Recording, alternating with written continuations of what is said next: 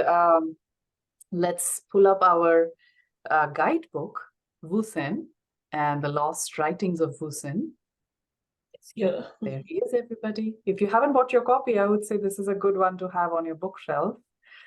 And today, the verse that Nas picked for us actually speaks to something that we all will deeply identify. I mean, all of the others we did, but this one is a very direct one. And I love that it's challenging a commonly understood phenomenon, and I'll come to that. So the quote goes like this: it is only the fool who chases after more knowledge. Is the one who is most knowledgeable the one who is happiest? So it ends with a question mark. And I like the very clever use of some words here, like it is only the fool, like it's a declaration. It is only the fool who chases after more knowledge. Yes. Is the one who is most knowledgeable the happiest? So go ahead, launch into your understanding of what this verse is talking to us about. Okay. Let me begin. Let me start. It is only the fool who chases after more knowledge. Is it the one who is most knowledgeable, the one who is the happiest? Is it? Is it the one who is the most knowledgeable, the happiest? I mean, we have seen many people who kind of become the know-it-alls. And I think people are hungry for knowledge, and they kind of keep looking for stuff. And I guess it's the ego that wants more of it, because I feel in some social settings or gatherings, it's about who knows more, and it's about flaunting, something that comes to you in that moment, and you get that aha, fine. It's like, a pat on your own back, but it comes from a space of ego. So yeah, you'd go back and you'd say, I felt so good. So people kind of associate feeling good with a sense of high, but I think it is largely dependent on what I have acquired. And it becomes conditional. So again, we come back to the same thing, that you are trying to acquire more knowledge because you think that it's going to give you some happiness, but actually it is only the mind fooling you and telling you that the more knowledge you have, the more powerful you become. True power is really in the heart, and nobody is interested in going in there. So is knowledge really making you happy? Because everybody is only interested in chasing more. And sadly, it's because of the FOMO effect as well. If I don't know, then there's this fear of missing out. And well, the question is the same: is it making you happy? True, and I love that he's emphasizing the term chasing. So I don't think, or rather, my opinion of it is, it's not that there is something good or bad about knowledge in and of itself. It's that chase of the knowledge, like you correctly pointed out. It gives you some sort of a high. The more you know, the more you can exhibit. In many places, the more you can use it towards a work that you're doing. How does one not learn more? Or is there a distinction between learning and chasing knowledge? Okay. So, knowledge needs to be put in practice. Only then it culminates into wisdom. What he's talking about is those people who want to keep seeking so that they can exhibit they have knowledge. And I know a lot of people who keep seeking just to kind of get those tick marks. I know this, I know this, I know this. So it's really a egoic matter. People don't put things into practice. And I guess all the knowledge out there, it's also overwhelming. How much can you really take on? And it eventually adds to stress. I guess any knowledge that we are talking about, it is some kind of a guideline for you to begin with. but the truth is already here. It's always existing in your heart. It awakens interest, it awakens inspiration to go on. But and I'm not saying that people must not learn. Of course, if there's something that calls you, you must dive deeper into it. But the consciousness of a learner is really about practicing it. It's about putting that knowledge into use and experiencing the joy that comes from there.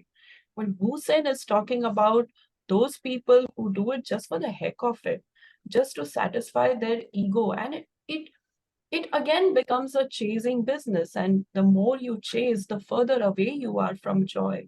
The true source of joy is what is already here. This, your heart, already knows everything. Okay? It's awareness. So when he's talking about knowledge, what he is referring to is being aware. And there's something within us that tells us, stop now. You've had enough. You need to take a break. But the egoic mind would still go on, and till the time you don't exhaust and feel overwhelmed, and then you shut your books and everything and say, okay, I need a break. Why can't we, you know, um, somehow time it in such a way that I learn and I apply, okay, and I grow, and then let me come back and learn more and apply and then grow and also unlearn. That is also as important. So it's not Wow. about hoarding. It's not about hoarding. It's about picking up what's applicable for you, okay, Yeah. and letting it go, because everything is here to serve you for that period of time. I mean, your consciousness, you're evolving. So yeah, I mean, it's receiving and letting it flow. That's all. And the other thing is also, whatever you learn, it must be shared. Okay, it's not for you. People are very conservative and possessive about whatever they know. They don't want to share. Oh, This is yeah. for you. This is for you to be able to also kind of experience as a joy when it comes with sharing your gifts. You know, so there is a clear distinction in learning or becoming aware or knowing from a sense of ego for the egoic mind, or learning because you really want to grow. Correct. And that's why that conclusion is that it's a question, are they the happiest? Because knowledge is often considered a very elite thing to acquire, as opposed to wealth or as opposed to physical assets. Knowledge is a very elite thing to acquire, right? So therefore, I can see why he put this almost as a question, that it is still an acquisition, it is still considered wealth. And is that giving you, it's really the question, is that giving you joy? But as you clearly said, that at the end of the day, anything we are chasing, which you and I were also talking briefly, is that when people are on the spiritual path, even that path contains a lot of knowledge, like you're learning things, even, small methods to meditate, methods to do something, ways to, books to read, even the spiritual books you're gathering knowledge on. And oftentimes it's still a chase. So, And not everything is for you, right? I mean, correct. everything is out there, but pick up whatever is applicable for you.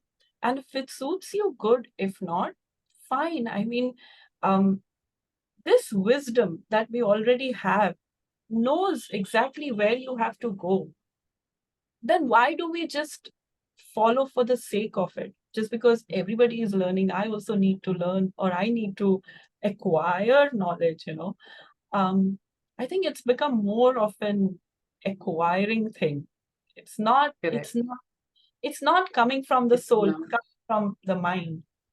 Correct. I think you created a beautiful conclusion for us, is that if it's stemming from the soul, that's where your seat of knowledge is, and the only way that it stays in there is to share it.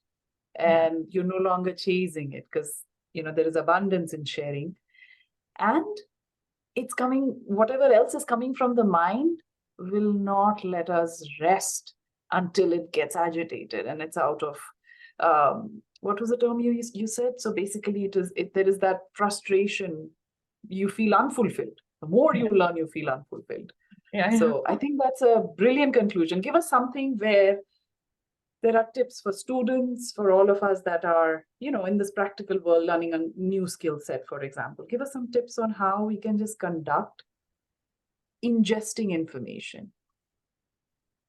So there's a lot around the seeker consciousness. Okay, I want to keep seeking, and that quest doesn't seem to quench, right? That thirst. So, like at some point in time, I just gave up learning or listening to anything new till the time I felt that I'm ready. This is enough, and Wow. it's already enough. You already know what you True. need to know, and consciousness within you is aware, right? So I think there has to be a distinction, and there has to be a strong inner voice that tells you, I can take a break now and really put all of that into practice before I learn something new. So the seeker consciousness, put it aside for some time, take a break. Okay, take a break and experience being the source of your own creation that comes from the knowledge that you have just acquired. Wow. So, that's brilliant. That's brilliant. Now that's new. You apply what you have learned before you keep on ingesting more. I love that. And I'm very sure our friends listening into our Simplicity series will appreciate how you're refocusing our heart as opposed to the mind in the subject of knowledge. And no, none of us want to be the fool. So all my friends listening, just know that learn, apply, and then open yourself up to relearning. Yeah, and be more interested in wisdom rather than knowledge. That lies here. It's already there. Brilliant. Awesome. I thank you so much. I love these little tidbits, the snippets, and I hope you have a lovely rest of your day and catch up soon. Sure. Bye. Take Bye. care. Bye. Bye. Bye.